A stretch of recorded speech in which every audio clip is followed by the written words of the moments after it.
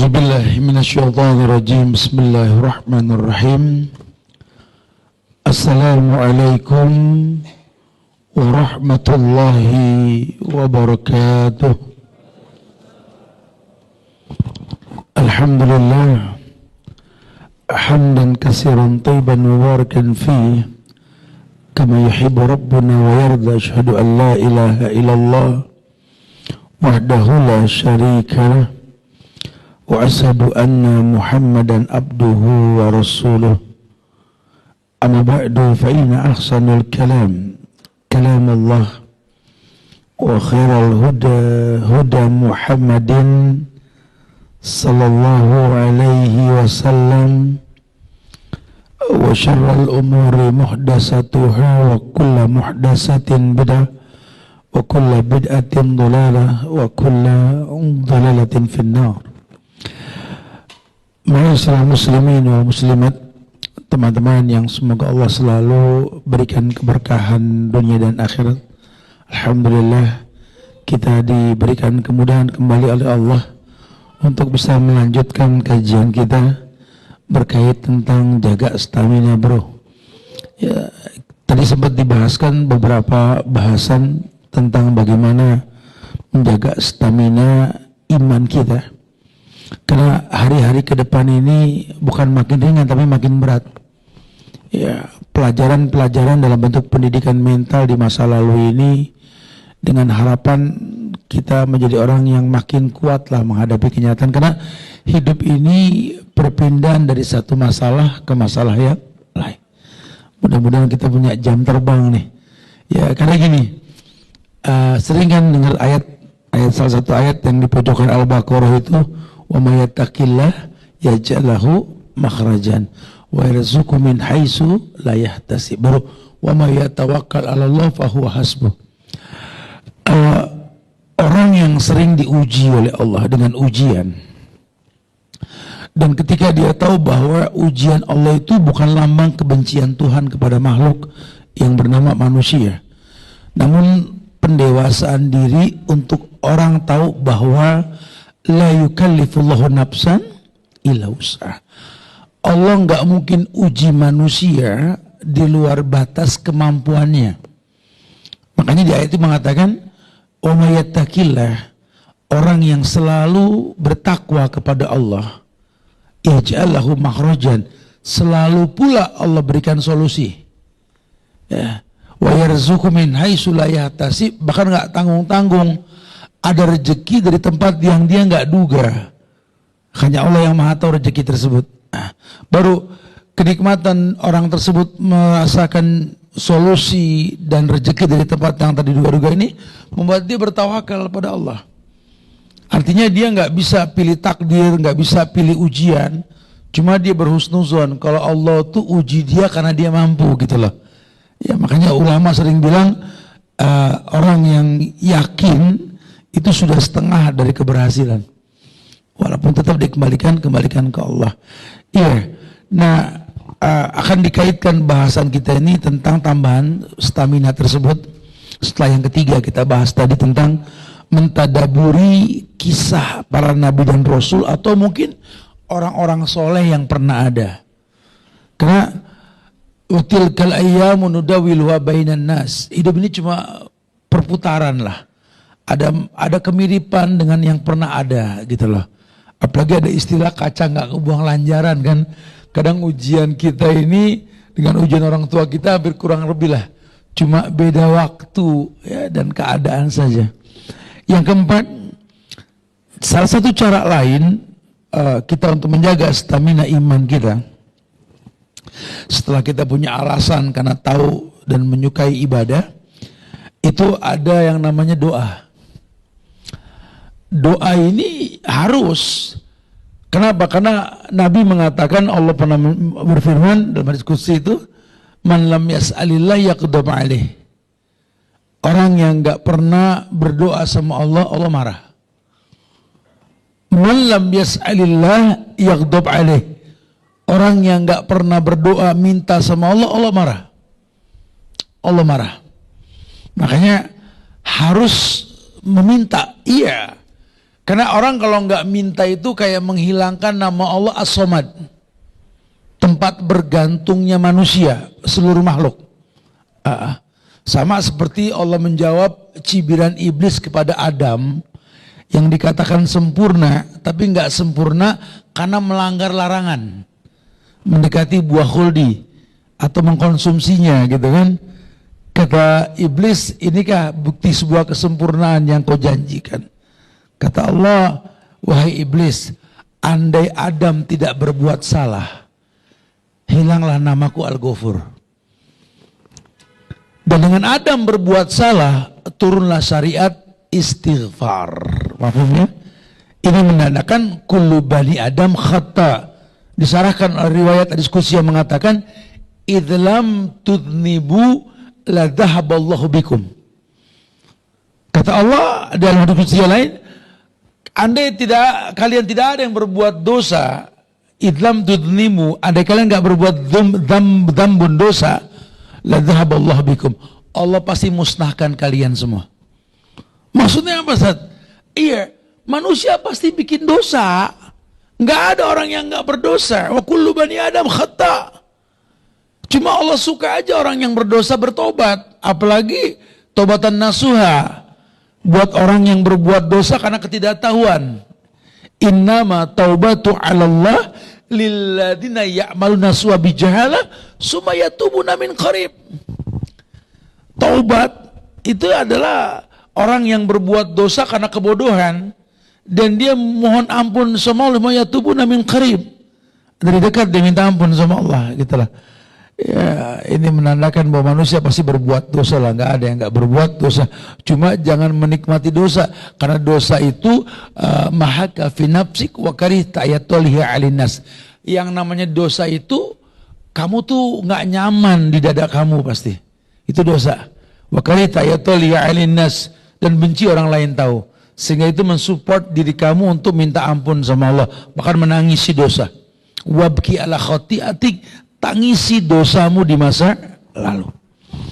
Ya, stamina iman kita butuh doa. Ya, kita sudah tobat. Antum jamaah lihat Al-Imran ayat 8. Di situ doa mengatakan, Rabbana la tuzigh qulubana ba'da idh hadaitana wa hab lana min ladunka rahmah innaka antal wahhab. Itu doa dibaca sama orang yang sudah tobat. Karena artinya Rabbana la tuzigh qulubana ba'da idh hadaitana. Ya Allah, janganlah kau condongkan kembali hatiku ini kepada dosa setelah kau berikan hidayah. Kita memahami kalau sudah dapat hidayah, udah nggak perlu doa lagi. Halo, akhirnya dapat hidayah juga ada, ya Allah, gitu ya.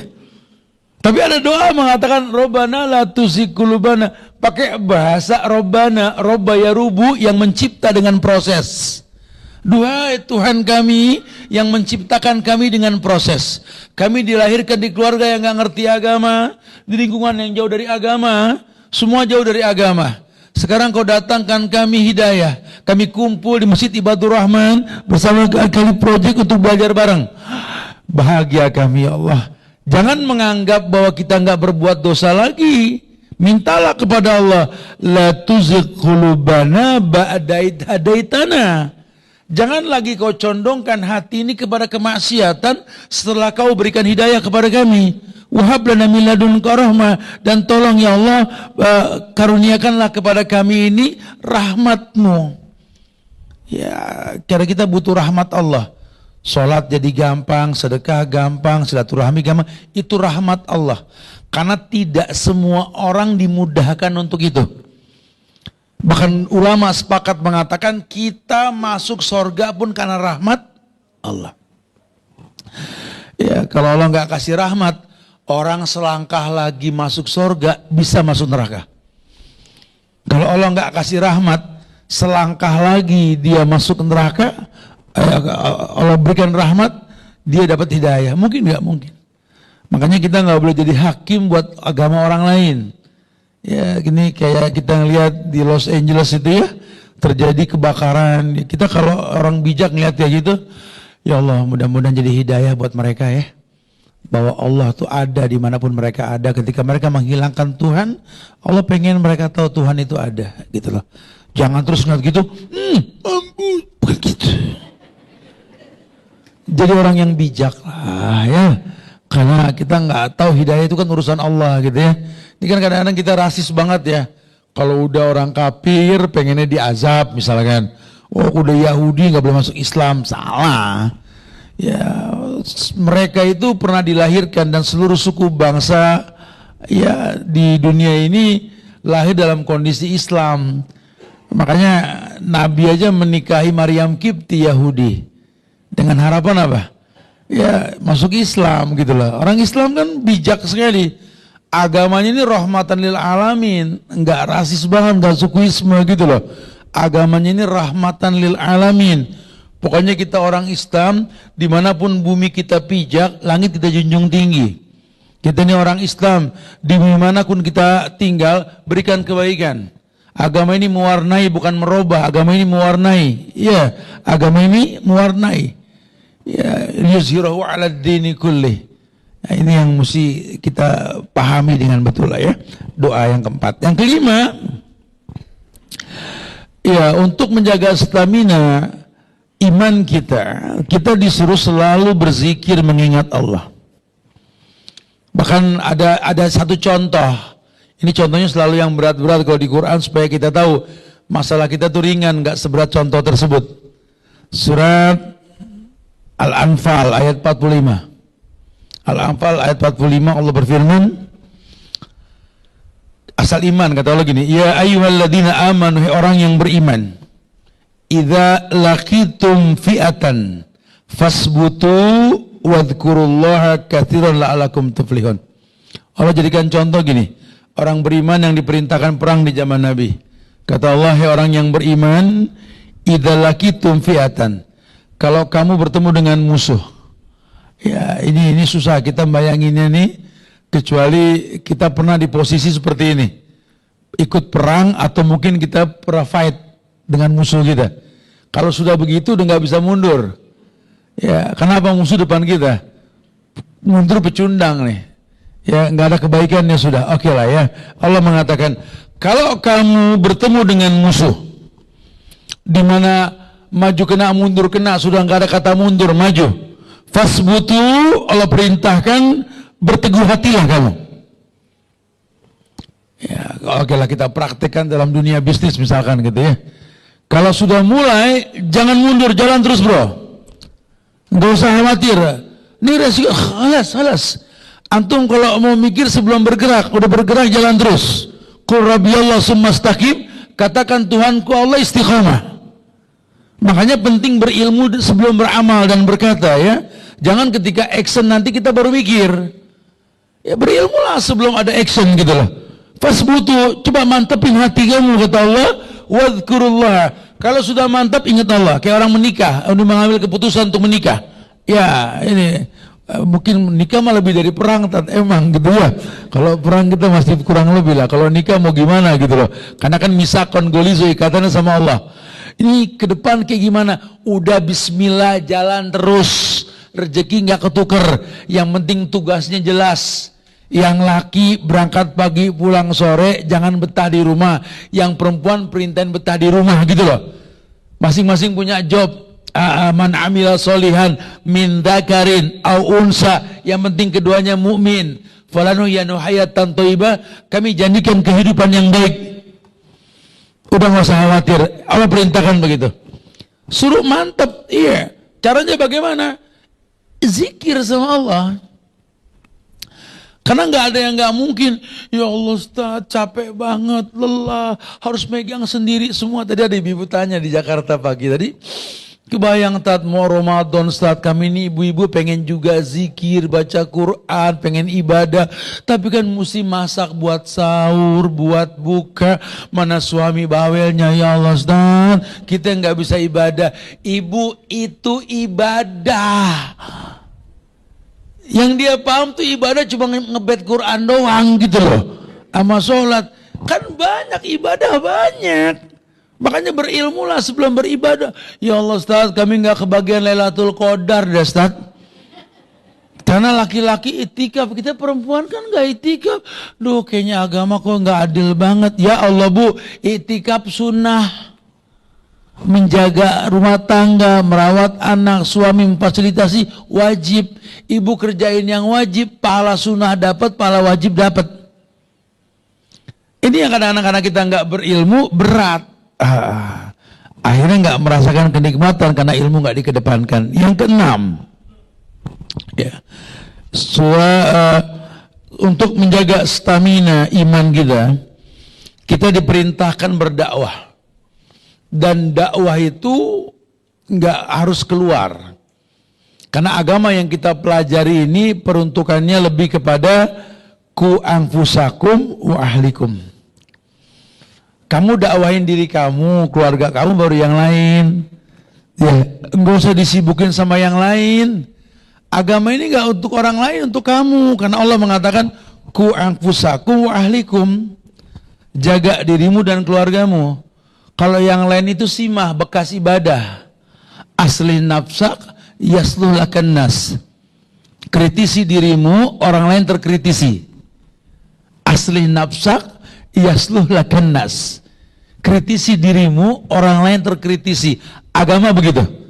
Ya, orang lebih kepada biasan. Toh ini infonya 14 abad yang lalu.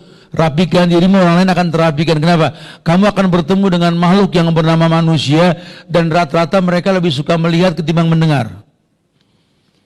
Ayolah, pertontonkan bekas supaya dilihat. Ya, bukan berarti nggak ada yang suka mendengar, ada. Cuma kebanyakan orang suka ngelihat ketimbang mendengar. Yang dibutuhkan bukti, bukan cuma katanya-katanya. Ya, ayo buktikan. Ya, ada perintah kita untuk berdakwah. Ini menstabilkan iman. Surat Yusuf ayat 108, dalilnya. Dulu Nabi aja diperintahkan untuk mendakwahkan manusia, salah satu dengan dalil ini. Ya, di mana Allah berfirman, "Qul," katakan ya Muhammad, "hadhihi sabili." Katakan ya Muhammad, "hadhihi sabili." Bukan subuli. Siroti bukan suruti. Tariqi bukan turuqi. Tapi hadhihi sabili tunggal, mufrad. Katakan ya Muhammad, inilah jalanku. Artinya kebenaran gak berbilang. Inna dina indallahil Islam. Agama ini maksud Islam tanpa embel-embel. Hadhihi sabili. Ini jalanku yang lurus. Ad'u ilallah ala basiratin. Ad'u ilallah, aku ajak kamu berdakwah, aku dakwahi kamu ke jalan Allah ala basirah. Basirah itu dalil hujjah. Ya, basirah itu burhan. Lebih kepada info yang sahih. Ini Qur'annya, ini sunnahnya, ini sahabat melakukan. Aku ajak kalian ke jalan Allah ala basirah. Dengan dalil, dengan ilmu, bukan dengan dongeng. Karena hari gini banyak orang dakwahin agama dengan dongeng. Ya, sampai dia bilang, "Oh, kalau kamu nggak nurut sama saya bisa ngejar malaikat." Ngejar malaikat. Malaikat maut bisa saya omelin. Ini kan dongeng ya. Agama bukan dongeng. Agama itu qala Allah wa qala Rasul. Udah sampein aja. Yang namanya saya ngomong begini karena Allah perintahkan, Nabi contohkan. Ya, tugas saya cuma ingzar, menyampaikan, memberikan peringatan. Bicara nanti Anda terima atau enggak, urusan Anda. Karena saya juga diingetin, jangan kata saya yang banyak salah. Nabi aja dibilang sama Allah, ya Muhammad, innaka la tahdi man ahbabta walakinallahu yahdi man yasha. Muhammad, ya, kamu nggak bisa ngasih hidayah, hidayah urusan Allah, sampein aja. Nah, kita nih orang tua, kita nih guru, kita nih teman, kita nih sahabat, ya udah omongin aja. Karena kalau orang berbuat salah kita nggak ingetin, kita setan bisu, kata Nabi. Bicara dia mau paham nggak urusan dia, yang penting bijaklah ketika menyampaikan. Karena dakwah ini lillah, tolong sampaikan dengan ikhlas. Jangan mau dakwah ngomong wani piro, jangan gitu ya. Halah, sampaikan sudah. Ya, karena apa? Karena memang ada perintah untuk mengingatkan keburukan di hadapan mata kita. Idza ra'a minkum munkaran falyughayyir biyadihi. Fa in lam yastati fa bilisani. Fa in lam yastati fa biqalbi. Wa dzalika ad'aful iman. Itu selemah-lemahnya iman. Ajak manusia begitu. Hadhihi sabili adu ila Allah ala basyirah. Aku wa man ittaba'ani, orang yang mengikuti. Wa subhanallah wa ma'ana minal musyrikin. Maha suci Allah, tak ada kesyirikan dalam hal ini. Ima syirik besar maupun kecil. Di mana aku mengajak kamu kepada jalan Allah, nggak pengen dilihat orang. Aku berdakwah nggak nyari follower, nggak nyari centang biru, enggak.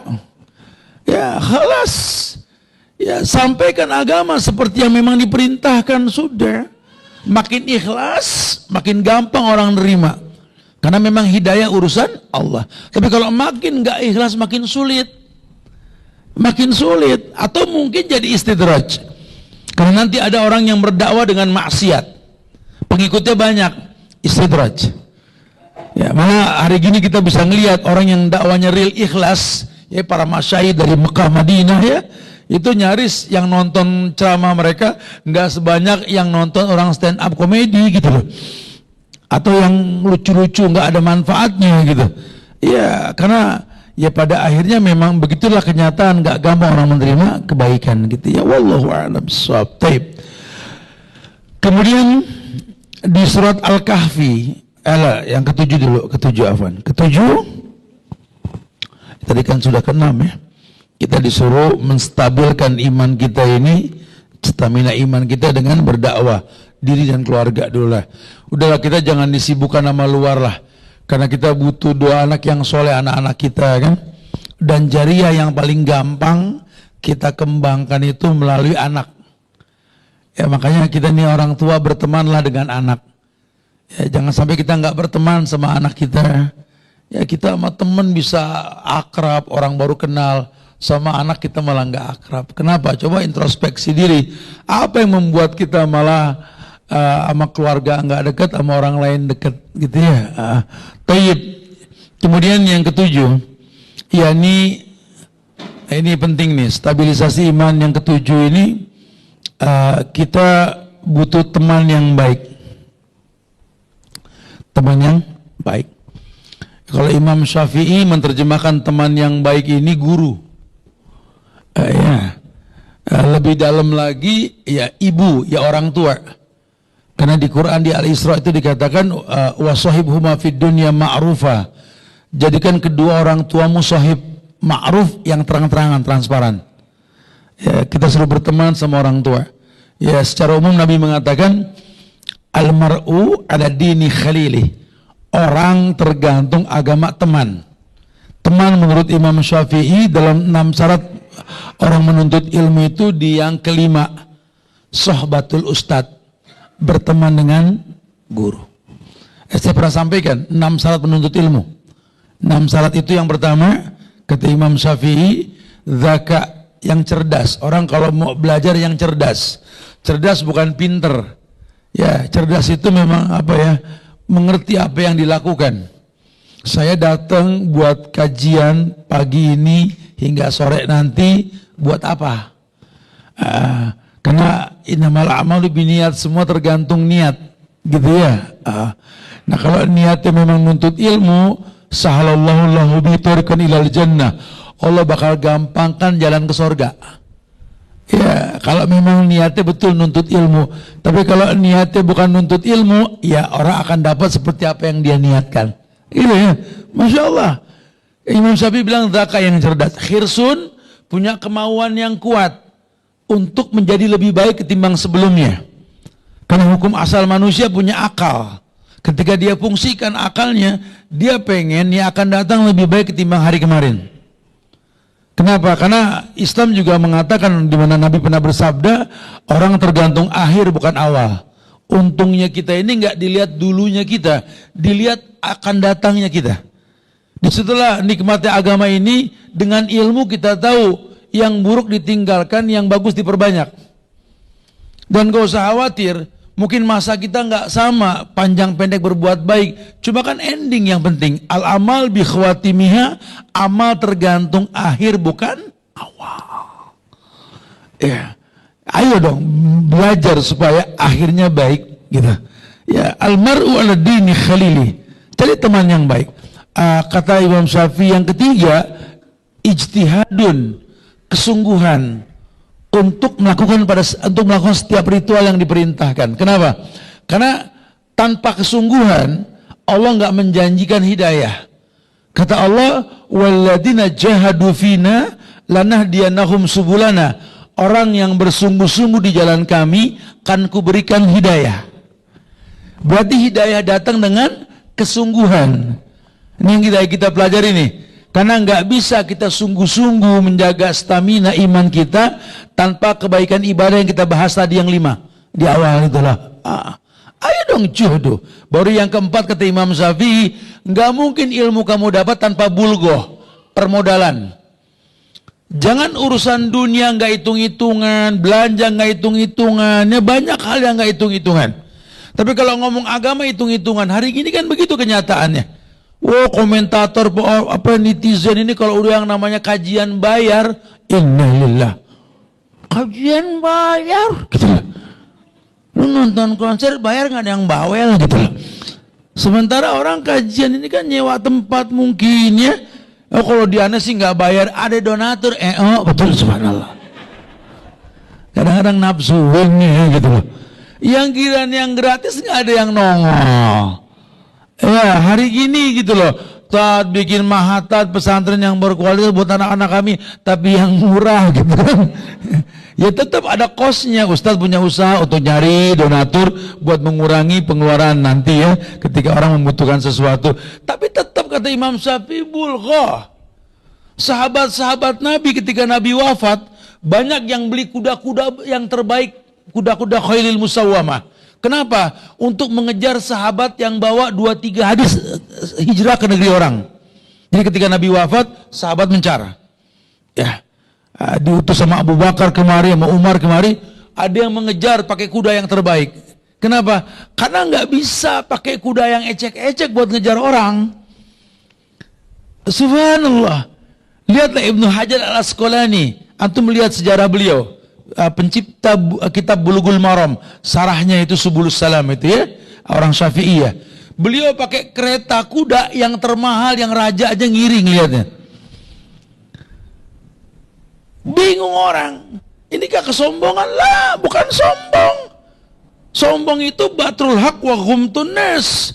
Kamu tahu hukum nggak dipakai, kok remehkan orang, itu sombong.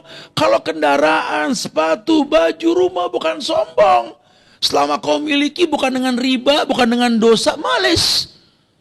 Nggak ada masalah. Wih, rumah baru, sombong. Apa hubungannya? Lawang dia memang nggak minjem ke bank juga, nggak ngerepotin orang. Tanya, kamu ngapain bikin rumah bagus? Allah saja bikin pemandangan bagus supaya orang bertasbih, betul? Ya kan, aku punya uang, aku bangun pengen orang datang kemari bertasbih. Urwah bin Zubair, anaknya Zubair bin Awam dengan Asma, dia bangun rumah dari batu giok. Rumahnya batu giok. Kita pakai satu sombong satu komplek, betul? Ini rumahnya giok. Orang kan bingung, rumah batu giok nggak mudeng sudah dah. Ya. Kata Urwah, aku cuma berharap orang yang mau melaksanakan haji bisa numpang ngadem di sini. Salahnya di mana? Karena kita nggak pakai ilmu menjadi hakim buat orang lain. Ya, ada orang yang memang bisa kajian di masjid, memang masih bisa duduk di karpet. Kalau yang udah nggak bisa kan duduk 3 kali bismillah, bangun 6 kali bismillah, bismillah, betul. Apaan butuh tempat, butuh lokasi gitu loh ya. Kadang-kadang gitu suka begitu tuh. Ya. Direpotin sama sistem dan cara, bukan tujuan dari apa yang dia kejar gitu loh ya. Kelas. Surat Al-Kahfi ayat 28 kalau nggak percaya tuh, lihat dah ya. Di Al-Kahfi kita baca kemarin tuh malam Jumat, tadi Jumat. Jangan baca 10 ayat doang, Al-Kahfinya tipis ya. Baca sekalian. Nanti ketemu tuh di ayat 28 di mana Allah berfirman, "Wasbir nafsaka ma'al ladzina yad'una rabbahum bil ghada wal ashi yuriduna wajhah wala ta'du 'ainaka anhum turidu zinatal hayatid dunya wala tuti' man aghfalna qalbahu an dzikrina wattaba'a hawahu wa kana amruhu furuta. Artinya apa, Tat? Wallahu alam. Kita terjemahin dulu. Wasbir nafsaka ma'al ladina yad'una rabbahum. Kamu disuruh bersabar bersama dengan orang-orang yang menyeru Rabbnya. Ya, bil ghada wal ashi. Pada waktu pagi maupun petang. Kamu sabar sama mereka yang zikir, ingat Allah pagi dan petang. Ya. Yuriduna wajha. Di mana dia mengingat Allah itu karena memang untuk Allah, enggak untuk yang lain. Ya. Wala ta'du 'ainaka anhum turidu zinatal hayati dunya. Jangan kamu terpukau sama orang yang keinginannya itu untuk dunia doang. Jangan terpukau. Oh, Tat, itu teman aneh enggak sholat cuma tajir, Tat, gitu ya. Makanya sekarang anak lagi bingung, Tat, kenapa di Indonesia rata-rata orang kafir kaya ya gitu loh. Orang Islam kok miskin-miskin. Akhi ya akhwati fillah. Kenapa terpukau dengan kepemilikan banda? Agama ini bukan masalah kaya atau miskin, sukses atau gagal, tapi lebih pada syukur dan sabar. Kalau dunia seharga sayap nyamuk, Allah nggak kasih orang kafir rezeki. Karena dunia ini nggak ada harganya, Allah kasih. Gampang kok rumus tajir, nggak perlu titel sampai S3 sampai profesor, nggak perlu. Ya, bahkan Allah perintahkan untuk paham, nahnu narzukukum wa iyahum. Lihatlah orang-orang yang di satu komplek dengan kerjaan yang sama, perusahaan yang sama, gajinya sama. Tapi kenapa rumah dan bandanya bisa beda? Jangan suuzon, yang satu ini senang sekali berbagi dengan rezeki yang dia dapat bulanan, yang satu enggak. Karena bahasa Allah, nahnu narzukukum wa iyahum. Kami kasih rezeki buat mereka melalui kamu. Makin banyak yang kau berikan, makin banyak titipan Tuhan. Rumus tajir itu sedekah, anfik, unfik alik. Disitulah diharamkannya perempuan untuk menikah dengan dua model laki-laki. Yang pertama yang suka mukul, yang kedua yang pelit. Tuh, nggak boleh. Dia suka mukul, tapi gue cinta. Ini turunannya turunan koret, lo bakhil, kutut, medit nih orang. Tapi glowing gitu. Ya, lo mau makan jambul kawin bagaimana sih? Nggak ada deh turunan bagus, Kang Pukul sama orang medit, nggak ada udah. Allah janji ya iyakunu fuqara yughnihimullah min fadlih. Kata Allah, kalaupun dia miskin, nikah Allah kasih kaya. Cuma betulin nikahnya nih gitu loh ya. Dibikin hukum sebab akibat. Ya, cari pasangan yang bangga, kalau ngasih itu bangga. Aliyadul ulia khairun min dadi sufla. Tangan di atas lebih baik daripada tangan yang di bawah. Makanya orang dulu tuh kalau laki ngelamar, perempuan dilamar, bahasanya tuh beda. Ya, laki tuh melamar orang yang memang dia pengen pilih sebagai pasangan hidup. Kira-kira manfaat apa yang saya bisa berikan kepada dia? Begitu pula sebaliknya ketika ta'aruf si perempuan tahu siapa lakinya. Ya Allah, kira-kira saya sanggup gak sama dia ya? Kayak Ummu Salamah waktu dilamar sama Nabi. Karena kan dia gak menemukan lelaki lebih daripada Abu Salamah. Ketika Nabi menikahi dia, bengong. Nabi mau nikah sama aku, gitu ya bahasa kita mungkin biar gampang begitu ya. Ya Rasulullah, aku kan cuma seorang janda dari sahabat yang kau kenal. Aku juga punya anak ya Rasulullah. Aku bukan orang kaya ya Rasulullah. Jadi dia ngomong, kira-kira apa ya aku bermanfaat buat kamu? Ya, sehingga ya mudah-mudahan Allah mudahkan. Ada skripsi yang lagi dibuat oleh seorang yang membuat judul itu, mereka yang dipilih oleh Rasul gitu loh. Ya, Nabi itu punya alasan kenapa memilih orang-orang tersebut gitu.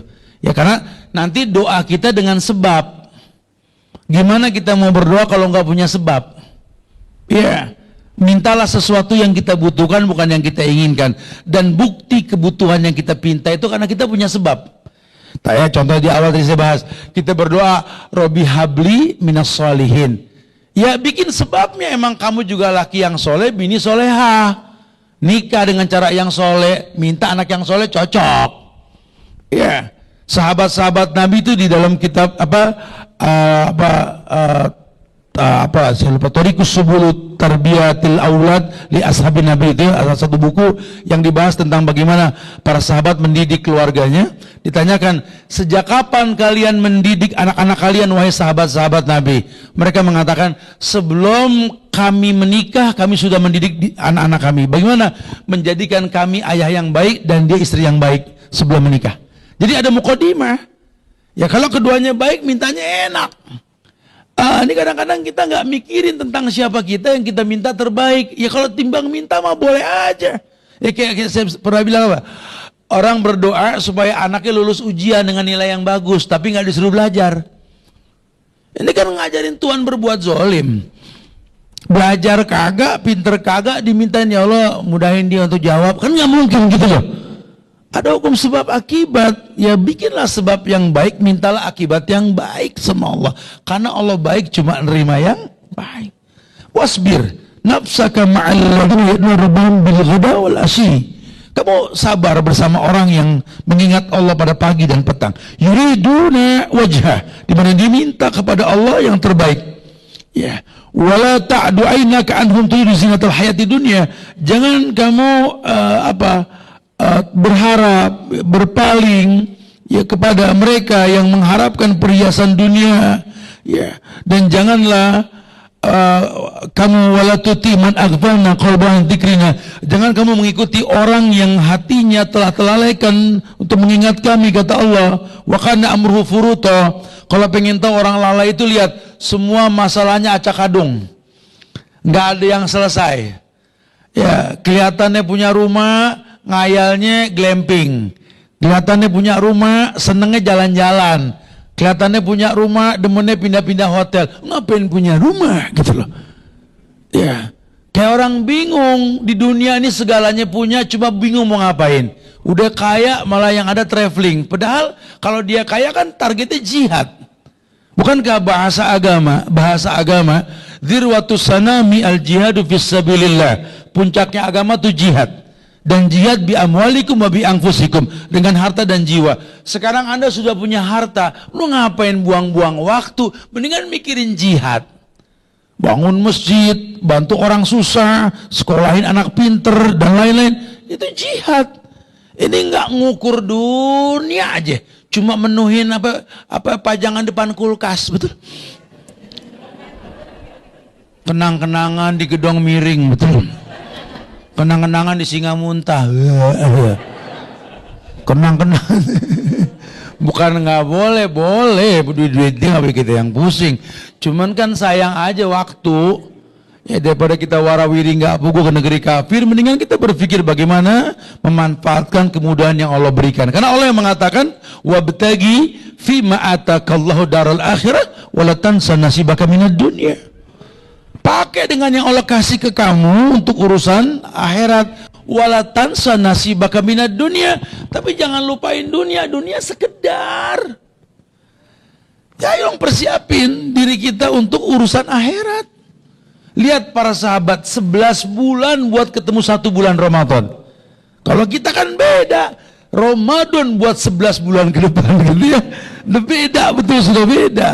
Mereka maksimalkan akhirat ketimbang dunia. Tapi mereka nggak telantarkan dunia. Mereka tahu mereka butuh dunia. Ya, Masya Allah. Taib. Kemudian yang ke-8, jaga stamina iman kita ini dengan selalu yakin akan pertolongan Allah. Tapi ya tadi kita yakin Allah tolong kita dengan ketakwaan yang stabil. Ya iman naik turun, nggak stabil emang. Cuma bertakwalah semampunya. Ya alhamdulillah kalau hari ini bisa baca 100 ayat, alhamdulillah. Kalaupun enggak, jangan sampai enggak baca gitu loh. Ya usahakanlah. Kalau memang nggak sempet baca Quran, ya sholat panjangan dikit ngapa gitu. Ini udah ngaji kagak pernah, ngelihat Quran jarang, giliran sholat inna atainakul huwallah, inna atainakul huwallah. Ini orang Qurannya tipis tat, emang. Kayaknya ketemu ayat itu mulu. Nggak ada yang lain. Ayo dong bro, muhasabah diri dong. Masa nggak timbul malu sih kita sama Allah? Ini kita harus yakin Allah tolong kita. Ya dengan cara ya tadi kita menolong agama Allah, walaupun Allah nggak butuh pertolongan kita. Ya, jadi kita tolong agama Allah dengan apa? Ihfazillah yahfazuk, ihfazillah tajidu tujahak. Kalau bahasa Nabi gitu, jagalah Allah, Allah jagamu. Ya, kalau kau jaga Allah akan kau temui Allah dimanapun kau berada. Allah nggak butuh penjagaan. Maksudnya bagaimana? Jaga agama dalam hatimu, dalam dirimu. Ya, jangan sampai agama kau telantarkan cuma gara-gara dunia, jangan. Udah terlalu lelah kita taklukkan dunia, bakal kita tinggal. Ya, kalaupun kita mesti menaklukkan dunia sebagai laki-laki, ayo Pak, kita berangkat pagi pulang sore Pak, membuat sebuah karya. Karena harga diri kita itu karya cipta Pak. Wa izzuhu istighnahu 'anin nas. Harga diri kita ini karya cipta. Ya memang melelahkan, lelah, laki nggak bercerita, lelah. Saya sering sampaikan dengan bahasa yang tegas, lelah, wallahi lelah kita. Kita dilahirkan sebagai laki-laki dengan sejuta harapan di pundak kita, di orang tua kita, betul? Gedenya kita tuh diomelin, dimaki, dicaci, di sekolah di strap mulu kita. Pas kawin misalin bini mulu kita, udah gitu nanggung dosa lagi, bulanan bagi-bagi lagi. Kalau mau pegel, cuma kita nggak cerita, barusan apa kita curhat, betul? Ini lagi ngingetin, lagi nyampein nih, gak ada contoh lain ya. Tapi ya memang inilah hidup. Allah tuh gak tutup mata pada setiap kebaikan yang kita lakukan. Udah lakukan saja sudah. Ya, kita yakin ada perhitungan di sisi Allah. Ya, inna izomal jaza ma'izomil bala. Izomil jaza ma'izomil bala. Itu yang ngomong Rasul. Besarnya balasan tergantung besarnya ujian. Jangan takut dengan ujian dunia. Pokoknya qurabi Allah sumastaqim. Yakin aja pertolongan Allah. Yang penting katakan Tuhanku Allah istiqomah. Udah, kalau munaslayan tahi. Omongan orang nggak ada selesainya. Itu yang Nabi ucapkan di tengah menjaga darah dari keningnya, dari pelipisnya. Beliau mengatakan, ya Rabb, in lam yakun bika alayya ghadabun fala ubali walakin afiatka ausa'uli. Ya Allah, ya Allah, caci maki manusia nggak ngepek untuk hidupku, yang penting jangan kau yang murka ya Allah. Lihat Rasul, udah nggak ada sakit lagi dengan dunia. Dan dia bisikan di telinga anaknya, nah innalil mauti lasyakarat, ayamu berat nak, mati lebih berat nak. Setiap kematian ada sekarat. Innalil mauti lasyakarat. Cuma Nabi ngomong di bisikan yang kedua, kata Fatimah, la marada ba'da hadzal yaum. Nah, nggak ada sakit lagi setelah ini nak. Dan dunia ini menyakitkan. Dunia ini menyakitkan nak. Tak ada sakit lagi setelah ini nak. Subhanallah. Makanya kita sering lihat orang-orang soleh itu kalau meninggal senyum. Ya, Nabi mengatakan mustarih, mustarih. Ini orang yang diistirahatkan dari penatnya dunia. Ya, dunia bukan tempat dia. Di dunia dia dicaci, dimaki, dicari salah. Dunia bukan tempat dia.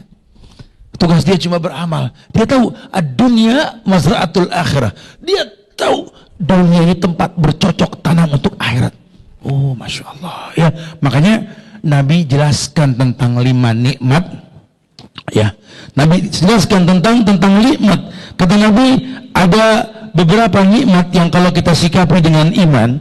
Beliau mengatakan bahwa ightanim khamsan qabla khamsin, kata Nabi.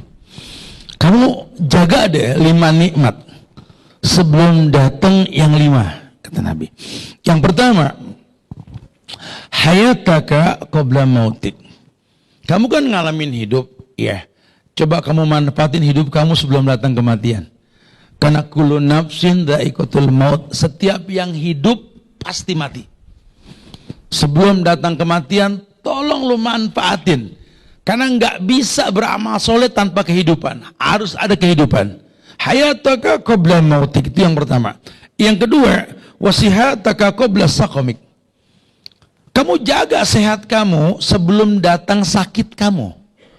Karena orang nggak selamanya sehat, pasti ada sakitnya. Nah, mumpung sehat, apa yang bisa kau perbuat dengan nikmat sehat itu? Ya, jangan nunggu sakit baru berencana. Ya, mumpung sehat lakukan. Kemudian yang ketiga, wa faragoka qabla saqamik. Wa faragoka qabla suglik. Wa faragoka qabla suglik. Waktu kosongmu sebelum waktu sibukmu. Wallah, ini yang namanya kosong itu nikmat. As-siha wal faraq. Waktu sehat, waktu kosong itu nikmat. Ini kayak sekarang kita punya waktu kosong, libur, hari Sabtu, hari Ahad. Manfaatin. Karena akan datang di mana kamu bakal sibuk nanti. Kalau udah sibuk, ya Rabbi subhanallah, nggak tahu sibuk apa kita. Seharian sampai nggak sempat megang Quran. Sesibuk apa? Tapi memang kita sibuk. Ya, apalagi duduk manis kayak begini, sejam, 2 jam, sampai 3 jam kita duduk. Wallahi ya akhi, kalau lagi sibuk nggak ketemu waktu kita. Nggak tahu apa yang kita kerjain, yang bakal kita tinggal nantinya. Ya. Kemudian kata Nabi, wasyababaka qabla haramik. Anak muda ini, waktu mudamu sebelum datang waktu tuamu. Karena yahrum ibnu Adam, anak Adam itu pasti tua. Ya, kita nge-gym, kita olahraga, ya memang otot kita ada investasi di hari tua lah. Ya, tapi tetap kendor kita punya kulit. Emang terus keker badan nggak kendor? Ada masanya. Ya alhamdulillah kalau kita bisa sehat, keker olahraga, tadi badan kita banyak jendolannya, bagus lah ya. Alhamdulillah. Cuma untuk apa? Kalau cuma untuk menuin memori handphone sama foto selfie, buat apa? Tinggal ngaca mulu. Quran, baca Quran, Masya Allah. Baju ketat, Masya Allah ya. Megang barbel foto. Nih kelopak mata nggak sekilo, subuh angkat subuh gitu loh. Lu sehat dari mana? Subuh 6:30 bareng duha, Masya Allah. Harus sehat, harus. Ya tapi sehat untuk apa? Karena akan datang nanti masa sakit kita ya. Masa muda kita sebelum datang usia tua kita. Wa ghinaka qabla fakrik. Dan kayamu sebelum datang fakirmu. Bukan miskin, fakir. Ya fakir itu kesulitan di mana dia nggak ada usaha untuk bekerja. Ada masa di mana kita nanti males kerja gitu ya. Ya mumpung lagi rajin masa muda, ada kesempatan udah kerja aja kerja. Masalah berapa nilai urusan Allah. Imam Syafi'i saja nggak gengsi. Ini Imam Syafi'i, orang alim di zamannya hingga sekarang. Kalau kita dengar tentang Imam Syafi'i, beliau itu di luar, beliau menyampaikan ilmu, beliau keluar buat nyari nafkah. Ada orang lagi manen korma, dia ikutin manen. Selesai manen dia dapat sekarung korma. Lihat, nggak ada gengsi. Tuh, Imam Syafi'i metik korma, nggak gitu orang. Nggak usah malu. Anak tadinya pejabat, anak kan resign, cuma ya anak gue sih lagi cari kerjaan yang selevel dengan aneh lah Ustaz ya, karena kan hidup ini kan ya buah afal, buah kedong-dong, nggak level dong gitu ya. Cari yang halal, nggak usah malu ya. Karena Allah nggak pernah lihat kerjaan kita ya. Allah lihat hasil dari kerjaan yang halal tersebut, itu yang Allah pengen gitu lah. Manis ikhlas.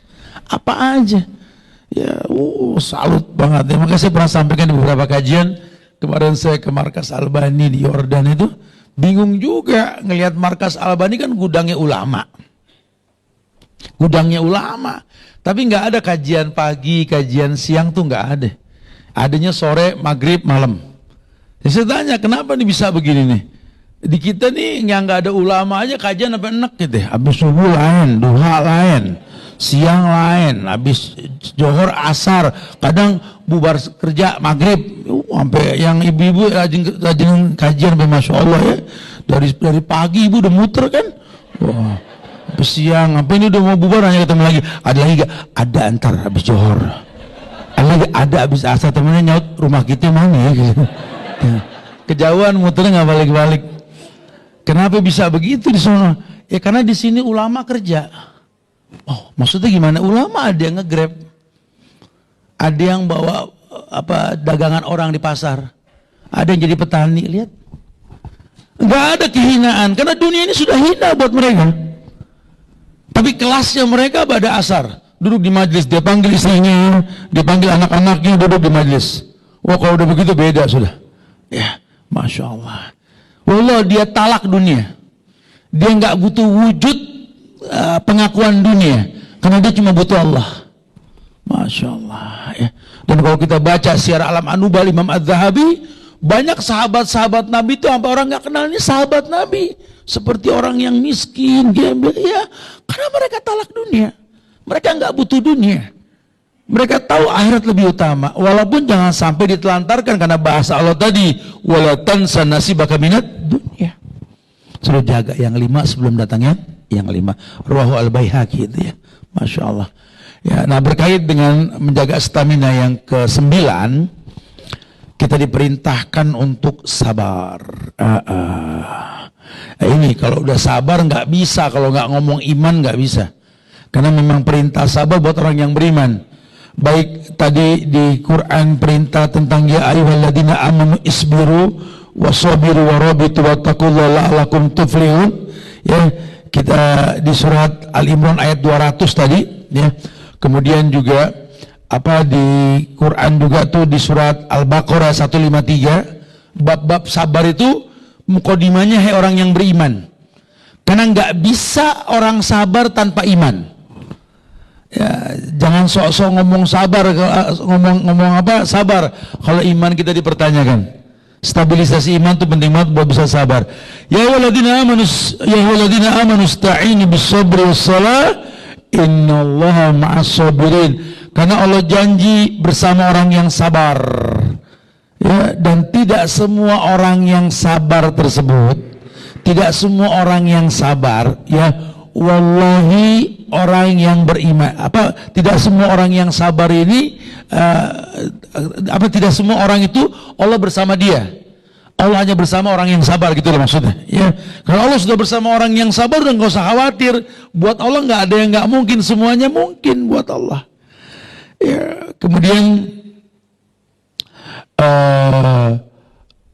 Nabi mengatakan dalam satu riwayat dari Abu Sa'labah Al-Khushani, kata Nabi, fa inna min waraikum ayyamun as-sabru fihi mislu qabdi 'alal jamri lil amil fihi mislu ajri 50 rajulan ya'maluna misla amali. Kata Nabi, sesungguhnya wahai umat, di belakang kalian setelah kematianku nanti dan yang akan datang, ada hari-hari di mana sabar pada saat itu kal qabid 'alal jamri, seperti megang bara. Ya, dulu aku ada sahabat di bela kalian. Sampai di zaman Al-Mu'tasim itu ya, ada perempuan yang ditarik kerudungnya sama orang Eropa, orang Quraisy ya.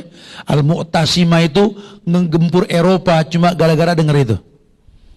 Ya, pernah dengar ceritanya ya, tentang perempuan yang ditarik kerudungnya. Kemudian ini perempuan teriak, "Ya Mu'tasimah." Kata orang-orang kafir ini, "Khalas, Mu'tasim gak pernah dengar kamu sudah." Sampai ke telinga orang, sampai ke telinga Mu'tasimah. Kata Mu'tasimah, "Hadir, aku datang." Ini perempuan dihina, dibuka kerudungnya. Mu'tasimah pacu itu kudanya dari Irak sampai ke Eropa, cuma buat ngancurin Eropa, karena kalian hina kerudungnya wanita muslimah. Dulu. Sekarang tidak. Kondisinya kita nggak punya orang-orang hebat kayak begitu, yang ada dayus di sekeliling kita. Masya Allah, subhanallah. Kal qabid 'alal jamri, kata Rasul. Satu waktu sabar kamu itu kayak megang bara. Kamu akan menyampaikan kebaikan, orang nunggu salah, bukan nunggu dalil yang kau sampaikan. Ada masanya, ada nanti. Masya Allah. Ya, dan itu sudah mulai terjadi. Makanya Nabi sudah informasikan seperti itu. Kata Nabi, mislu qabdi 'alal jamri lil amil fihi misla ajri 50 rajulan ya'maluna misla amali. Saat itu satu orang berbuat baik senilai 50 orang yang berbuat kebaikan. Jadi badal Islam gharib fasayaudu kama bada'a fatuba lil ghuraba. Islam asing bakal kembali asing, kata Rasul. Dulu aku sholat diinjek leherku sama Abu Jahal. Sama orang tanya, berapa lama kau sujud ya Muhammad? Selama kaki Abu Jahal di leherku. Satu waktu orang menanti bagaimana aku sholat, bahkan jin pun menanti gerakan sholatku. Tapi satu waktu nanti ada masa di mana orang heran kamu sholat tepat waktu. Sampai waktunya betul. Di mana sekarang anak muda soleh sholat jadi aneh-anehan. Ustadz, ini anak sih di komplek nggak ada yang kayak dia, Tat. Jarang anak muda kayak dia. Apa kelebihannya Pak? Sholatnya 5 waktu, Tat. Oh, yang lain sih kali 3 waktu. Ya, yang terakhir ya, siapa yang kita berdialog ke sini kali bro ya? Yang terakhir, supaya menjaga stabilisasi iman kita ini, kita suruh merenungkan kenikmatan sorga dan azab neraka. Akan ada episode berikutnya dengan dunia yang sudah kita tinggalkan nanti, ada alam barzah. Itu lubang neraka, lubang sorga kita nggak tahu. Kemudian bakal di akhirat nanti kita, sorga neraka punya pun kita nggak tahu nanti. Karena nggak ada orang yang tahu kondisinya dia akan datang. Ya, kita berhusnuzon, semoga Allah berikan kita husnul khotimah insyaallah. Ya, di situ diperintahkan kita untuk mengingat kematian. Kullu nafsin dha'iqatul maut. Ya, di surat Al-Imran 185 tuh. Al-Imran ayat 185, kullu nafsin dha'iqatul maut wa innama tuwaffawna ujurakum yaumal qiyamah. Faman zuhziha 'anil nar wa udkhilal jannah faqad faz. Amal hayatud dunya illa mata'ul ghurur. Ya, kata Allah di Al-Imran 185 ini, setiap yang bernyawa pasti didatangkan kematian. Wa innama tuwaffawna ujurakum yaumal qiyamah. Seluruhnya akan dibalas pada hari kiamat. Maka barang siapa yang dijauhkan dari neraka, dimasukkan ke surga, dia telah menang. Wa mal hayatud dunya illa mata'ul ghurur. Kehidupan dunia ini cuma kenikmatan yang menipu. Jangan terpukau dengan dunia. Yang ganteng jangan banyak ngaca, jangan banyak selfie, bersyukur. Yang cantik juga sama. Yang jelek jangan komplain. Karena doa cakep sama jelek mirip. Allahumma kama hasan taholki fahasin hulki. Ya Allah, seperti kau baguskan tampangku, baguskan akhlakku ya. Di mata Allah bukan fisik. Innallaha la yanzuru ila suwar. Allah nggak lihat pada foto diri kalian. Wala ila ajsam, tidak dengan fisik kalian. Wala ila amwal, dengan harta kalian tidak. Walakin yanzuru ila qulubikum wa amalikum. Allah lihat hati dan perbuatan kalian ya. Mudah-mudahan ini suplemen buat ketemu Ramadan nih ya. Allah muliakan kita insyaallah. Sisanya kita berdialog, silakan yang mau ditanyakan. Akhiru da'wana alhamdulillahirabbil alamin. Nah. Baik Ustaz. Masya Allah. Ini 2 sesi yang cukup padat dan banyak mungkin pertanyaan dari para peserta dan jamaah semuanya. Tapi mohon izin Ustaz, ini membacakan dulu yang sudah masuk secara tertulis. Tapi nanti untuk seluruh peserta bisa bertanya langsung ya. Ini saya bacakan dulu yang sudah masuk. Yang pertama, maaf Ustaz, saya tidak mau bertanya. Itu ngapain nulis? Enggak usah dibacain nih kalau gini. Hanya ingin bilang, barakallahu fiik, terima kasih untuk tanggal 11 kemarin di Senayan Ustaz. Oh, barakallahu, alhamdulillah ya. Semoga Allah kasih yang terbaik buat antum-antuna sekalian. Ya ada beberapa kertas yang sampai ke ana juga ucapan seperti itu. Udahlah kita sama-sama belajar lah ya. Semoga apa yang ana sampaikan ini lebih bermanfaat buat ana dan keluarga, buat antum juga insyaallah. Barakallahu fikum. Afwan kalau ada kekurangannya. Taib. Tapi masih ada lanjutannya Ustaz. Taib. Ustadz keren banget. Nggak usah dibacain tuh kali bro. Ya udah, ya, itu saya jawab dengan kajian besok pagi di Al-Azhar. Yang lalu biar berlalu. Yang terakhirnya Ustaz, yang terakhirnya. So proud to be Muslim Ustaz. Welcome insyaallah. Oke, baik, pertanyaan kedua secara tertulis. Assalamualaikum warahmatullahi wabarakatuh. Waalaikumsalam warahmatullahi. Ustadz izin bertanya, bagaimana jika di zaman sekarang lelaki bekerja dari rumah atau remote office Ustadz? Karena banyak Ustadz memang diperbolehkan bekerja dari mana saja Ustadz. Nah. Dan jarang keluar rumah karena bekerja di hadapan laptop. Apakah tetap mendapatkan keutamaan seperti yang Ustadz sampaikan? Atau tetap harus bekerja di luar rumah? Barakallahu fikum. Iya, Nabi menjelaskan laki seperti burung itu bukan punya sayap ngayap terbang, bukan ya. Tapi burung itu kerja maksudnya. Kayak ada bikin video pendek tuh di IG itu. Ada cacing bongsor betul. Karena cacing itu kan kerjanya ngegemburin tanah, nggak diem tuh cacing gitu ya. Ya cacing aja ada action dengan keterbatasan fisik yang dia punya. Bertakwalah semampunya. Jadi burung yang dimaksud Nabi ini kerja. Ima kerja itu keluar maupun di rumah dia kerja. Karena tinggal tergantung jenis kerjaannya. Ya. Tapi bukan berarti di rumah main laptop nggak keluar-luar ya. Karena tetap hikmah di balik kerja keluar itu banyak. Ya, di mana kita melihat, kita mendengar, kita tahu ternyata memang kita ini dibutuhkan dengan fisik laki-laki yang beda dengan perempuan ini kan lebih bisa untuk ya apa ya beraktivitas gitu loh ya dan lainnya intinya lah ya. Karena dengan kita keluar kita tahu betapa kita ini dimudahkan sama Allah dengan ayat yang mengatakan huwallazi ja'ala lakumul arda dhalulan famsu fi manakibiha. Allah tuh telah bikin bumi ini dzalul, rata. Walaupun hakikatnya lonjong, supaya kita bisa berjalan. Fasiru fil ard, berjalan di muka bumi. Berjalan di muka bumi. Ya, semoga Allah berikan kebaikan insyaallah. Baik. Pertanyaan selanjutnya. Assalamualaikum Ustaz. Waalaikumsalam warahmatullahi wabarakatuh. Nah. Suami saya alhamdulillah baik. Amin. Anak-anak saya alhamdulillah baik. Alhamdulillah. Ibu saya kalau sakit maunya diurusin saya. Tapi kalau lagi sehat sama saya selalu marah-marah. Apa yang harus saya lakukan ya Ustadz? Sabar. Ya. Apa lagi gitu. Ya Rabb subhanallah ya.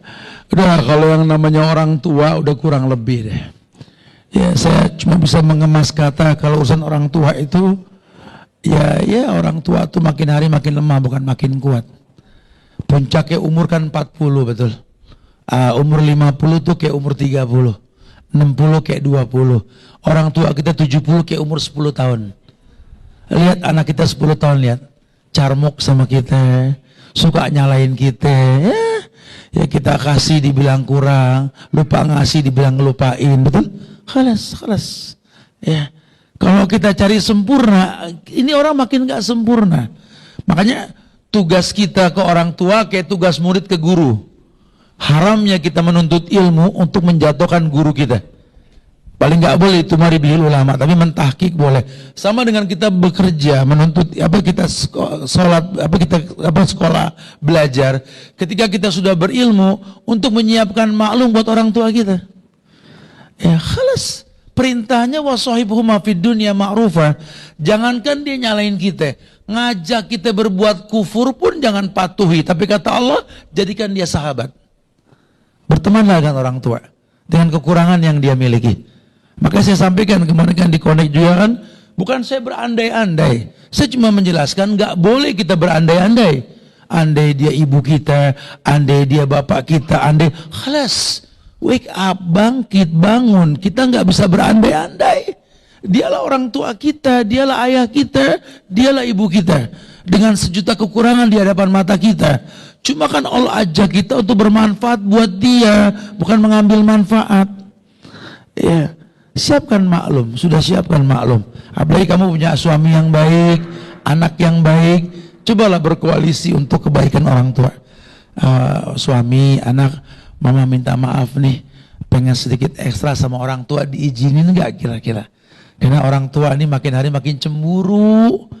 Ya, kita akrab bukan senang, makin merasa dilupain dia. Orang tua. Kita gandeng istri kita ke hadapan orang tua kita. Mama, kami mau jalan dulu Ma ya. Doain Ma biar kami ini akur terus. Iya, bilang gitu doang. Kita jalan, tuh orang tua ngeliat tangannya, ya Allah. Udah berapa lama tangan ini gak digandeng kayak begitu. Ngiri dia. Dulu waktu masih kecil nih anak, kelepas tangan kita nangis. Sekarang tangan yang udah keriput boro-boro dipegang kayak gitu. Masya Allah. Kita dandanin anak kita, bini kita pakai baju yang baru. Wallah. Ya orang tua ngaca, berapa lama saya gak dibeliin baju sama dia. Begitulah mereka. Seperti anak-anak. Apalagi ketika usia 80. Seperti usia bayi. Ya siapkan maklum, khalas. Toh kita juga seperti itu dulu di usia itu ya. Allah muliakan orang tua kita insya Allah ya. Intinya jangan khawatir udah. Kalau orang tua, irhamu man fil ardi yarhamukum man fis sama. Cintai yang di bumi, yang di langit mencintai kita. Apalagi orang laki. Makin keriput ibu kita, tolong jangan jadi nomor 2 dalam hidup kita. Katakan dengan tegas, Ummi inti ala roksi. Wahai ibu, kau di atas kepalaku, wahai ibu. Nah, berkah hidup kita insya Allah ya. Fadol, silakan yang lain. Baik, pertanyaan selanjutnya. Assalamualaikum Ustadz. Afwan Ustadz. Semoga Ustadz selalu dirahmati Allah. Izin bertanya. Saya seorang akhwat yang terkadang jika sedang tidak haid, iman saya dan ibadah saya sangat semangat insya Allah. Namun terkadang jika sedang haid seringkali futur melanda. Bangun siang, ibadah kurang. Jika sudah suci lagi, futur lagi dengan turunnya semangat. Mohon nasihatnya Ustaz. Jazakallah khairan. Ayo, naam, itulah perempuan ya. Allah sering bilang, Nabi sampaikan bahwa selalu kurang imannya perempuan. Ada masa dia tidak sholat, ada masa dia tidak puasa. Makanya nggak boleh jadi pemimpin. Ya, laki-laki yang mimpin. Makanya sepandai apapun perempuan mencari salah laki-laki, tapi kata Allah, inna kaidakunna azim. Yang troublemaker tuh perempuan, bukan laki-laki. Walaupun laki-laki kelihatannya gede nafsu, tetap yang nafsu Hawa bukan Adam, betul? Hawa nafsu, nggak ada Adam nafsu, betul? Itu harus diakuin Bu, nggak apa-apa akuinnya dulu. Ya, kami siapkan maklum Bu. Ya jadi ya memang kenyataannya ya seperti itu, makanya perempuan tuh aurat yang mesti dilindungi, dijaga ya untuk melayani. Ya. Jadi siaplah perempuan untuk selalu dimahramkan oleh laki-laki. Safar dengan mahram, dilindungi di rumah, dilindungi dengan hijab. Karena kalian punya kekurangan. Yang dikhawatirkan seperti itu gitu loh ya. Sementara kalian punya daya tarik magnetiknya kuat banget. Ya. Ya terbukti bukan cuma yang nggak tanggung-tanggung yang bisa kalian goda. Yusuf kurang ganteng apa Yusuf? Perempuan mana yang nggak suka dengan Yusuf? Tapi tetap Yusuf nyaris kegoda sama bini orang lebih tua lagi. Itu kalau kejadian Januari tanggal 17 kayak sekarang nih orang geleng, ya elah Yusuf gitu loh. Kayak nggak ada yang lain gitu. Tapi daya tarik, makanya ini laki-laki hati-hati ya. Kita lindungi mereka dan jangan sampai terwarnai. Nah perempuan seperti itu, kalau dia lagi sempurna, lagi normal ya karena ibadahnya bagus. Tapi kalau lagi dia nggak tadi haid atau terhalang dari ibadah, itu membuktikan bahwa ibadah itu memberikan penjagaan buat diri kita. Makanya kalau bisa kalau lagi nggak sholat, harus tahu orang haid, nifas, ya itu yang nggak boleh sholat, puasa, berhubungan dengan suami. Sisanya boleh. Beramalah dengan amalan yang diperbolehkan. Baca Quran boleh, bersedekah boleh, nuntut ilmu boleh, dan banyak hal yang diperbolehkan. Jangan udah kita nggak sholat, nggak punya protektor diri, kita malah nggak yang lain. Ya itu pelajaran buat kita semua sebenarnya, bahwa yang namanya ibadah itu memproteksi diri kita. Wallahu a'lam. Nah. Ini pertanyaan tertulis yang terakhir. Selanjutnya dipersiapkan pertanyaan langsung. Assalamualaikum Ustadz, izin bertanya. Yang pertama, bolehkah membatasi jumlah anak apabila suami tidak mempunyai penghasilan dan kondisi ekonomi yang terbatas? Yang kedua, Ustaz, sekalian bacain Ustaz, izin. Yang kedua, apabila mendapat hadiah umroh sedangkan tidak mempunyai bekal untuk keluarga yang ditinggalkan dan utang yang belum terbayarkan, apa yang harus dilakukan?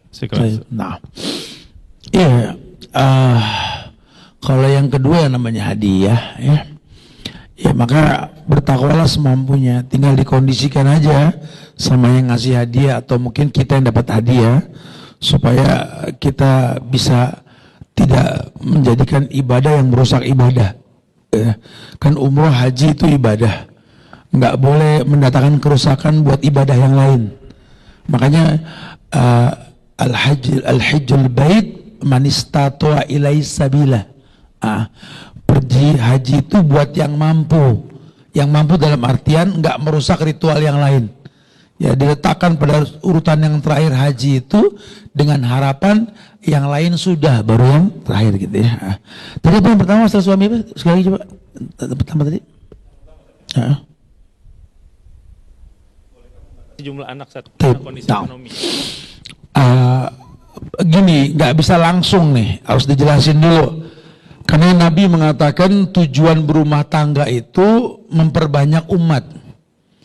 Ya, jadi kalau rumah tangga kita ini diberikan keturunan, kira-kira bisa gak keturunan kita itu menjadi kebanggaan Nabi di akhirat? Kalau ternyata memang kita nggak mampu mencetak anak kita untuk memperbanyak umat Muhammad, ya mungkin kita mesti ada penjagaan untuk merawat dengan tahapan. Makanya ulama nggak menyalahkan KB untuk menjaga jarak. KB untuk kebaikan diperbolehkan. Jangan pakai prinsip banyak anak banyak rezeki, tapi nggak ada yang kerawat, cerecetan, anak pakai topok basah penuh di mana-mana. Udah kayak mochi, belepetan tuh bedak semua. Akhirnya nggak kerawat, ini kacau juga. Mendingan berkualitas gitu loh ya, berkualitas. Jadi lebih baik kita megang sebongkah berlian ketimbang batu split satu gerobak gitu ya. Ada kelasnya. Nah kalau targetnya memang memperbanyak umat, boleh-boleh aja. Ya, saya berharap dengan membatasi jumlah ini, karena saya ngelihat kemampuan suami pada saat ini cuma mampu sekian, malis. Kita berdoa semoga diberikan rezekinya sama Allah sehingga bisa tambah anak lagi nanti insya Allah. Ya. Walaupun memang tiap anak bawa rezeki, ya, cuma kalau memang iman kita belum bagus ya nggak bisa juga kita paksakan sesuatu yang memang kita nggak mampu. Selama memang tidak mematikan keturunan atau cuma sekedar mengatur jarak, boleh-boleh saja. Islam nggak melarang. Ya, yang nggak boleh itu kita tidak mau punya anak lagi, kita matikan, itu nggak diperbolehkan. Ya, wallahu a'lam. Baik, untuk selanjutnya pertanyaan langsung mungkin dari Ikhwan dulu. Tadi pertanyaan tertulis dari banyak dari Ahwat. Dari Ikhwan, ada yang ingin bertanya? Angkat tangan. Oke.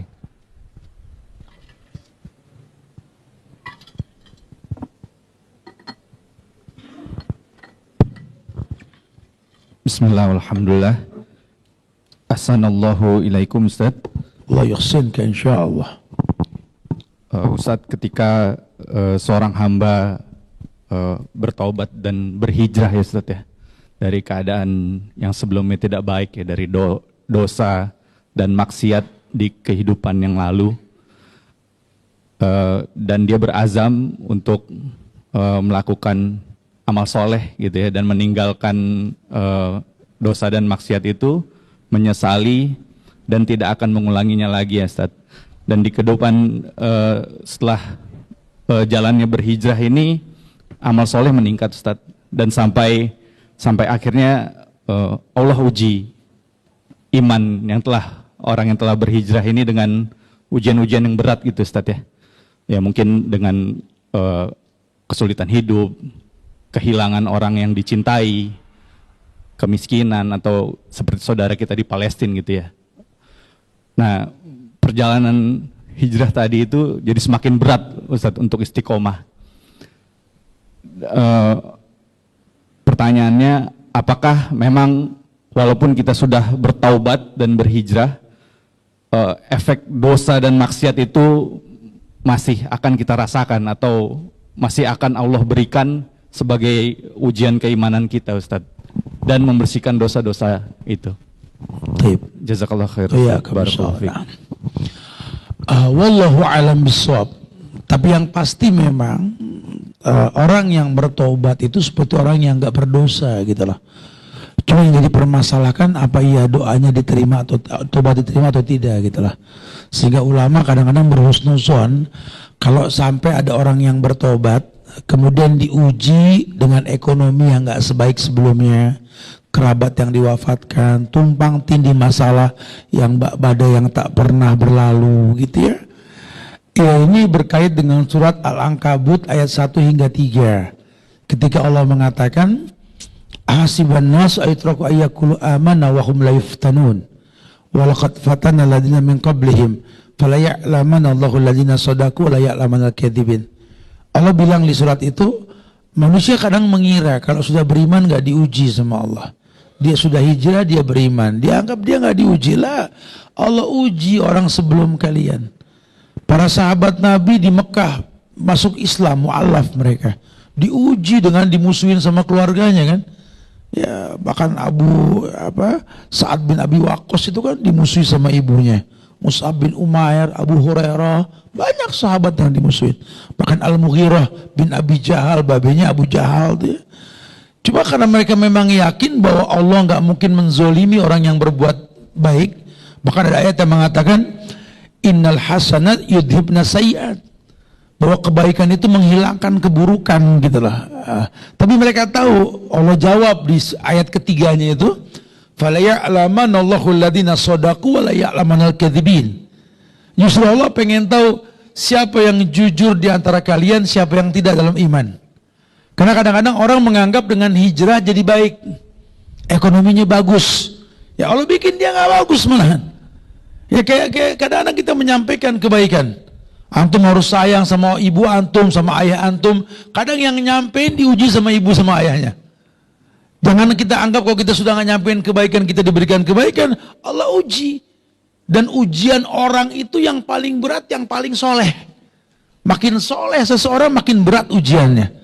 Ya, cuma kan kita berhusnuzon bahwa Allah nggak mungkin uji kita di luar batas kemampuan. Ya, dan selalu ujian yang berat itu membuat kita makin dekat dengan Allah. Ya, kita kalau nggak diuji kagak bangun tahajud, kita kalau nggak diuji kagak sholat duha gitu. Kita kalau nggak diuji nggak nangis depan Ka'bah kita. Dengan sering diuji mewek kita di hadapan Allah. Nah, itu yang Allah suka. Ya, Allah haramkan neraka menjilat mata yang basah karena takut sama Allah. Ya. Wallahu a'lam bishawab. Barakallahu fiik. Naam. Dari Ikhwan, ada yang bertanya lagi sebelum bergeser ke Ahwat? Ya, satu pertanyaan dari Ikhwan, nanti bergeser ke Ahwat setelah ini.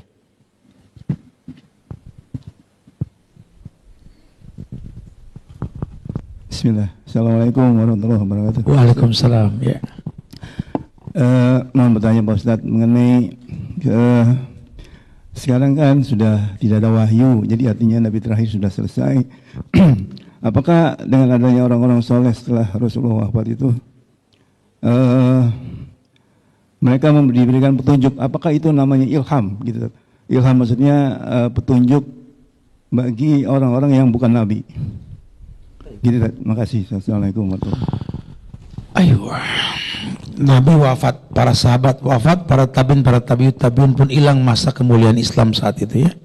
Sekarang kita cuma pengikut yang ada. Banyak orang soleh yang menyampaikan kebaikan. Sebenarnya orang soleh yang berbuat baik ini Pak, tetap standarisasinya Quran dan Sunnah Pak.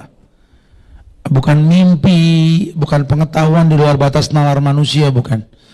Karena ini Indonesia, wallah Indonesia ini asal bisa ngedongeng juga orang bisa terima Pak.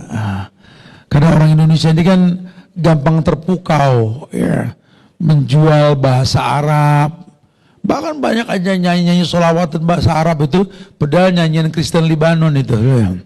Banyak yang kayak gitu. Karena nanti kita aneh nih, mengatasnamakan keluarga Rasul, terpukau langsung, ya, mengatasnamakan ini ilham, karena mimpi orang soleh itu kenyataan. Iya, boleh dia ngaku begitu. Cuma kan udah selesai kerasulan. Di mana Allah sudah mengatakan al-yauma akmaltu lakum dinakum wa atmamtu alaikum ni'mati wa raditu lakumul islam madina. Itu ayat ketok palu kalau bahasa kita Pak. Allah yang bilang telah sempurna bagimu agama, sempurna nikmatku atasmu, aku ridho Islam sebagai agama. Maka standarnya itu Quran dan Sunnah. Siapapun yang mengatasnamakan kebenaran kalau melenceng dengan Quran yang Sunnah kita nggak percaya. Hatta dia ngaku keluarga Rasul. Kalau keluarga Rasul betul, wallah kita akan berbakti sama mereka. Karena kita punya salawat Allahumma sholli ala Muhammad wa ala ali Muhammad. Kita bersalawat sama keluarga Rasul gitu lah. Tapi kalau cuma ngaku keluarga Rasul, ngajarin bid'ah, ngajarin syirik, bahkan mengatasnamakan ilham, mimpi dan lain-lain, Allah ya akhi, hidup ini bukan mimpi, hidup ini dalil, bukan mimpi. Ya walaupun nanti ada mimpinya orang-orang soleh ketemu Rasul ya, mimpi dia berjumpa dengan orang soleh menyampaikan dalil ini mungkin. Tapi kalau mimpinya sudah bertentangan dengan qala Allah wa qala Rasul, buang jauh-jauh itu mimpi. Ya, mimpinya Nabi namanya ru'yatul manam. Mimpinya orang soleh. Mimpinya kita haluma, kembang tidur. Ya. Wallahu a'lam bissawab. Barakallahu fiik. Naam. Baik, terima kasih. Kalau dari Ahwat ada yang ingin bertanya?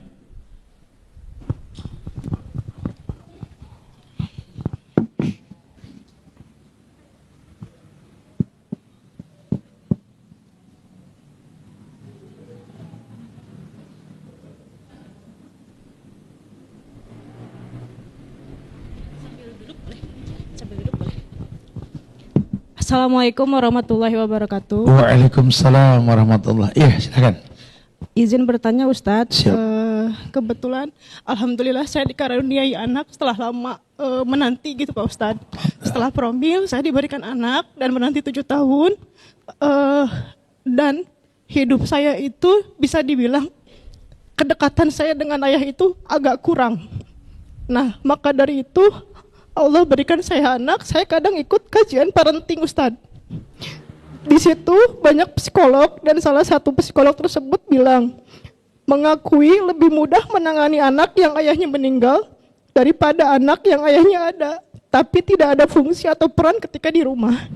Ada orang tua yang asik dengan dunianya sendiri, pulang kerja, anak menunggu kehadirannya, tapi sang ayah malah main HP, seakan tidak mau tahu atau quality time dengan anak. Tanpa bermaksud menyudutkan ayah dan mumpung banyak para ayah di sini, seperti pembahasan tadi, poin 1 kembali ke Quran dan hadis dan harus mentadaburi kisah-kisah yang dulu. Yang ingin saya tanyakan, benarkah jika anak dekat dengan ayah akan terhindar dari segala permasalahan perkembangan? Dan seberapa penting menurut Islam peranan ayah terhadap perkembangan anak, Pak Ustadz? Terima kasih Pak Ustadz. Assalamualaikum warahmatullahi wabarakatuh. Waalaikumsalam warahmatullahi. Iya. Semoga Allah jaga kamu dan keluarga, insya Allah. Dia berikan hidayah buat pasangan, insya Allah. Ya memang ini buah yang dipetik dari tanaman yang kita tanam gitu ya. Makanya memang penting sekali ada kajian prawedding atau kajian-kajian yang berkaitan tentang ilmu untuk mendapatkan pasangan gitu lah ya. Karena dikhawatirkan nanti ini yang terjadi nih. Betapa banyak orang terkecoh dengan casing orang pada hari gini gitu loh. Casing dalam artian penampilan yang mungkin dulu dipandang baik, dipandang sempurna, pas udah praktek di lapangan nggak seperti yang kita harapkan gitu. Wa yadubillah wa na'udzubillah. Cuma nggak usah khawatir, karena kita nggak bisa pilih takdir. Allah takdirkan kita seperti itu. Yang penting kita berusaha profesional di hadapan Allah. Ya, ketika kamu menjadi istri yang solehah, ibu yang baik buat anak kamu, lillah karena Allah.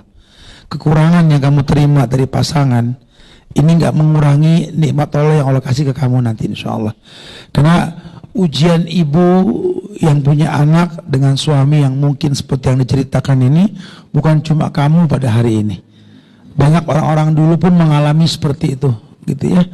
Jadi ya sudah, doakan. Bahkan kalau kita sudah mendoakan, maaf saya nggak mengarahkan. Dalam Islam ini ketika istri tidak mendapatkan hak dari fungsi seorang suami, dia bisa untuk komplain dalam rumah tangga kan. Ketimbang dia berkeluh kesah, dia lelah karena dia nggak bisa mendatangkan hidayah gitu loh. Karena begini, kadang-kadang dengan kenyataan setelah ada ikatan, orang baru kelihatan aslinya. Ya dulu waktu belum berumah tangga belum kelihatan aslinya seseorang.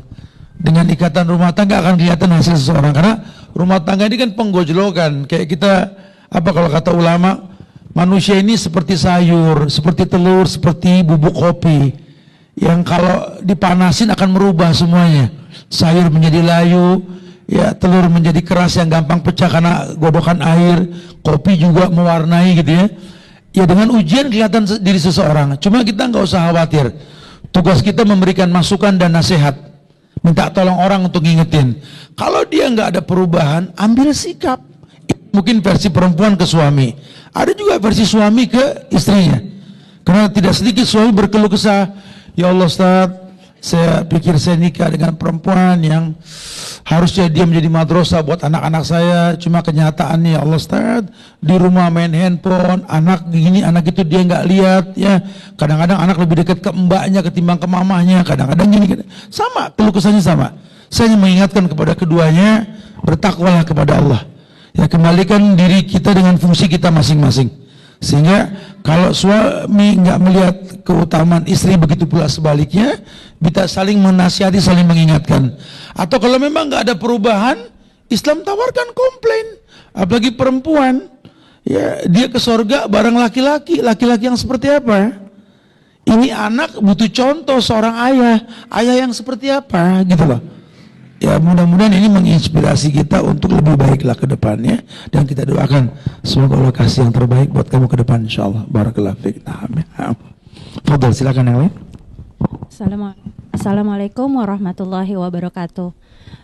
Ustadz izin bertanya, untuk wanita mu'alaf, apakah bisa dinikahkan untuk bisa sah menikah dengan lelaki muslim? Selain wali hakim dari KUA, apakah bisa dinikahkan dengan ahli ilmu seperti contohnya Ustadz gitu? Itu saja Ustadz, terima kasih. Assalamualaikum warahmatullahi wabarakatuh. Perempuannya non muslim ya? Non muslim dan keluarganya tidak ada yang Islam. Termasuk memang tidak ada perwalian buat mu'alaf kepada orang tua ya. Tapi dia mengetahui lebih baik. Cuma kalau tidak, gugur hukum. La yuwarisul kafir lil mu'min wal mu'min lil kafir wal muwali bainaha. Tidak ada waris mewarisi antara orang Islam dengan orang kafir, begitu juga perwalian. Makanya wali hakim dari pemerintah, dari KUA. Maka lelaki yang menikah dengan perempuan yang mu'allafah, ya dia keluarganya non muslim, alangkah baiknya keluarganya tahu. Kalaupun enggak, walinya pemerintah. Tetap ada walinya pemerintah. Wallahu a'lam bishawab. Pemerintah bukan ustadz. Perwakilan seseorang itu pemerintah, ya bukan ustadz. Syukur kalau wakilnya pemerintah itu ustadz dari KUA, nggak apa-apa. Tapi ustadz nggak mewakili karena kita bernegara. Kita punya negara, kita punya ulil amri, kita punya prosedur. Ya, KUA itu untuk mengetahui, karena nanti pada akhirnya kan legalitasnya dari pemerintah. Ya supaya kalau nanti ngurus-ngurus surat buat anak itu aman gitu ya. Ya walaupun ustadz kalau diwakilkan dari keluarga ya boleh-boleh aja, cuman pemerintah lebih utama. Wallahu a'lam ya. Wali hakim. Assalamualaikum warahmatullahi wabarakatuh. Ustadz izin bertanya, bagaimana menjelaskan ta'aruf itu lebih baik daripada pacaran ke anak kita? Terima kasih. Bagaimana menjelaskan ta'aruf lebih baik daripada pacaran? Ya ta'aruf itu kan artinya cari tahu. Kalau pacaran itu kan training sebelum nikah. Nggak ada lah pacaran dalam bahasa Islam, nggak ada. Ta'aruf itu prosedur, nazar, ta'aruf, khitbah, nikah. Nazar itu melihat, wow suka, karena wow suka, ta'aruf, tak kenal maka ta'aruf. Ta'aruf itu cari tahu. Nah, dalam ta'aruf itu ngomong, aku nih kerja di sini, gaji segini, gini, pengen nikah sama kamu karena ngelihat kamu, boleh gak pengen lebih kenal lagi? Dilala kalau kita nikah nanti, sanggup gak kamu ikut aku sih kerja nggak jauh di Jakarta, cuma tugas di Papua, misalkan gitu ya. Itu diomongin.